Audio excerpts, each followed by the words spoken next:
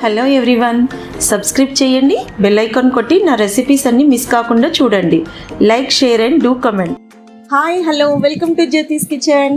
ఈరోజు నేను Siddipet street style అయిన బఠానీ కచోరీ చేస్తున్నాను. చాలా బాగుంటుందండి టేస్ట్. మీరు రకరకాల కచోరీలు చూస్తుంటారు, కానీ ఈ బఠానీ కచోరీ ఒక్కసారి టేస్ట్ చూసారంటే మళ్ళీ మళ్ళీ తింటారు. చాలా బాగుంటుందండి. ఈ వర్షాకాలంలో చల్లచల్లని వాతావరణంలో వేడి వేడి కచోరీ తింటే ఆ మజానే వేరండి. పదండి చూపిస్తాను.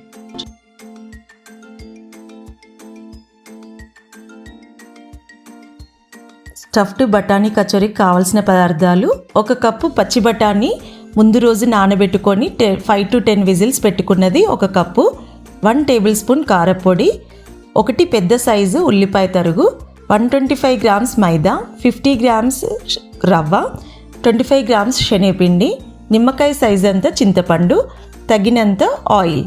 ముందుగా ఒక బౌల్ తీసుకొని అందులో మైదా, రవ్వ, పించ్ ఆఫ్ సాల్ట్ ఇవి ఒకసారి మిక్స్ చేసుకొని వాటర్ పోస్తూ చపాతీ పిండిలాగా తడుపుకోవాలి. మరీ మెత్తగా ఉండకూడదు, మరీ గట్టిగా ఉండకూడదు. ఈ విధంగా తడుపుకోవాలి. బఠానీ కచోరీ అనేది చాలా టేస్టీగా ఉంటుందండి. ఇది సిద్దిపేట్ స్పెషల్ కచోరీ. తప్పకుండా ట్రై చేయండి. మన డౌ రెడీ అయిపోయింది చూసారా. ఇప్పుడు 1 టీ స్పూన్ ఆయిల్ వేసుకొని ఒకసారి తడుపుకొని మిక్స్ చేసుకుందాము. ఆయిల్ వేయడం వల్ల ఏంటంటే చాలా సాఫ్ట్గా వస్తుంది కచోరీ. ఇది ఒక 1/2 అవర్ పక్కన పెట్టేసుకుందాము. ఒక చిన్న ప్యాన్ తీసుకొని శనగపిండి వేసుకొని వేయించుకుందామండి. లో ఫ్లేమ్లో మాత్రమే పెట్టుకోవాలి. ఇందులో మీకు ఇంట్రెస్ట్ ఉంటే ఆయిల్ వేసుకోవచ్చు. నేను ఆయిల్ వేయట్లేదు. ఇది లమ్స్ లేకుండా స్మూత్గా అయ్యేటట్టుగా మంచి స్మెల్ వచ్చే వరకు వేయించుకోవాలి. మీరు నార్మల్గా స్టఫ్డ్ కచోరీ లేదా రాజ్ కచోరీ అలా చూసుంటారు, బఠానీ కచోరీ చూసుండరు. ఇది తప్పకుండా ట్రై చేయండి. చాలా టేస్టీగా ఉంటుంది. మా సిద్దిపేట్ స్పెషల్ స్ట్రీట్ ఫుడ్ అండి. ఇది బాగుంటుంది, పిల్లలకి ఎంతో నచ్చుతుందండి.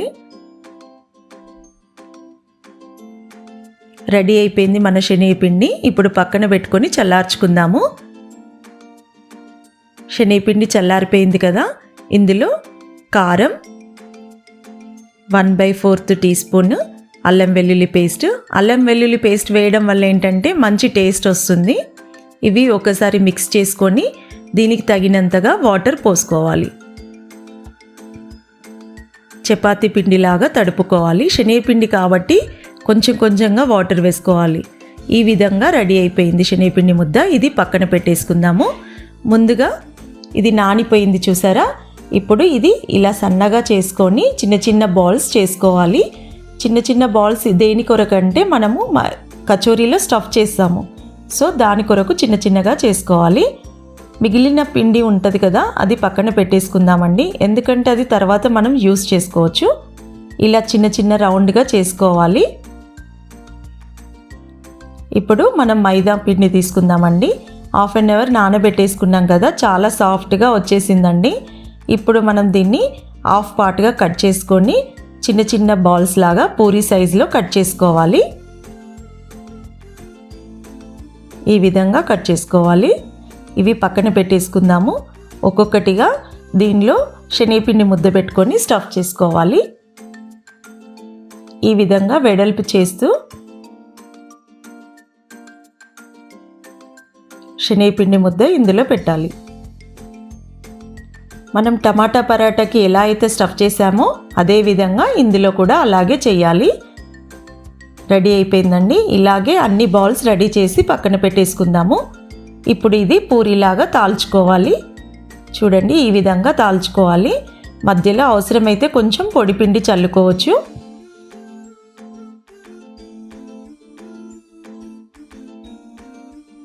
రెడీ అయిపోయిందండి. మరీ పల్చగా కాకూడదు, మరీ మందంగా ఉండకూడదు. ఈ సైజులో ఈ మాదిరిగా ఉండాలి. అలాగే అన్నీ చేసేసుకుందాము. రెడీ అయిపోయాయి మన కచోరీలు. నేను తీసుకున్న మెజర్మెంట్కి 10 కచోరీలు అయ్యాయండి. ఆల్రెడీ మనము డీప్ ఫ్రై కోసము ఆయిల్ రెడీ చేసుకున్నాను. వేడెక్కిపోయింది. అందులో నేను కచోరీలు ఒకటెనుక ఒకటి ఇలా వేస్తున్నాను. ఇలా కొంచెం ప్రెస్ చేసుకోవడం వల్ల అవి ఉబ్బుతాయి. ఇవి మనం 2 సైడ్స్ చేసుకోకూడదండి, ఎందుకంటే 2 సైడ్స్ డీప్ ఫ్రై చేసామంటే మెత్తగా అయిపోతాయి. సో ఇది లో ఫ్లేమ్లో పెట్టుకొని జాగ్రత్తగా వేయించుకోవాలి. ఈ విధంగా మనము గరిటెతోటి వేడి నూనె దాని మీద వేయడం వల్ల ఏంటంటే క్రంచీగా వచ్చేస్తాయి. కచోరీ ఎప్పుడైనా క్రంచీగా ఉంటేనే టేస్ట్ బాగుంటుందండి, లేదంటే పూరీ ఫ్లేవర్ వచ్చేస్తుంది. జాగ్రత్తగా వేయించుకోవాలి. లో ఫ్లేమ్లోనే పెట్టుకోవాలండి. రెడీ అయిపోయినాయి మన కచోరీ. అదే విధంగా అన్ని గోలించుకున్నాను. చూసారా, మీకు అర్థం కావడానికి నేను ఇలా చూపిస్తున్నాను. క్రంచీగా వచ్చేసాయి. ముందుకి ఇలాగే ఉంది, వెనుకకి అలాగే గోలిందండి. ఇప్పుడు మనం స్టఫ్ చేసుకుందాము. స్టఫ్ చేసుకునే ముందు శనగపిండి ముద్ద పక్కన పెట్టుకున్నాం కదా, ఇది పొడి పొడిగా చేసుకొని కొంచెం కొంచెంగా వాటర్ పోస్తూ థిక్ పేస్ట్ లాగా రావాలండి.